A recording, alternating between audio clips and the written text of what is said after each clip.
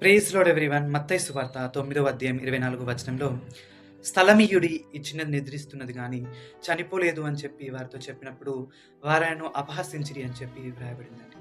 ఇక్కడ మనము స్టోరీ చూసినట్టయితే యయీరు కుమార్తె చనిపోయినప్పుడు యయీరు యేసు ప్రభు దగ్గరికి వచ్చి, నా కుమార్తె చనిపోయినది, నువ్వొచ్చి ఆమె పైన చేతులుంచితే ఆమె తిరిగి లేస్తది అని చెప్పి చెప్పినప్పుడు యేసు ప్రభు ఆ చిన్నదాన్ని స్వస్థపరచడానికి యయీరు ఇంటికి వెళ్ళినప్పుడు అక్కడ అనేకులు కూడుకొని పిల్లనగ్రోవులు ఊదుతూ ఆ చిన్నది చనిపోయిందని చెప్పి ప్రలాపిస్తున్నారట.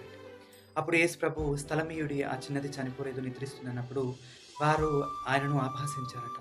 కానీ యెయిరు ఎప్పుడైతే వారందరిని వెళ్ళగొట్టి ఆ యేసు ప్రభుకు స్థలం ఇచ్చాడో, ఆ చిన్నది ఉన్న గదికి తీసుకువెళ్ళాడో, అప్పుడు యేసు ప్రభు ఆ చిన్నదాని మీద చేతులుంచగానే ఆ చిన్నది స్వస్థత నొంది బ్రతికిందండి. కాబట్టి ఈరోజు మన జీవితంలో కూడా, మన హృదయంలో కూడా మనం ఎప్పుడైతే యేసు ప్రభుకు స్థలం ఇస్తామో, చోటిస్తామో, అప్పుడు మన జీవితంలో ఇంతవరకు జరగని కార్యములు అంటే ఇక జీవమే లేదు అని చెప్పి అనుకున్నప్పటికీ కూడా జీవం కలిగించి మన జీవితంలో అద్భుతాలు, ఆశ్చర్యకార్యాలు జరిగించే దేవుడనమాట. మనం ఎప్పుడైతే యేసు ప్రభుకు చోటిస్తామో అప్పుడు మన జీవితాల్లో మనము అద్భుతాలు చూడగలుగుతాము. కాబట్టి ఈ రోజు నుండి అయినా మనము దేవునికి మన హృదయంలో, మన జీవితాల్లో స్థలం ఇచ్చేవారిగా జీవిద్దాం. అట్టి కృప దేవుడు మనందరికీ దయచేయును గాక. ఆమేన్. హల్లెలూయా.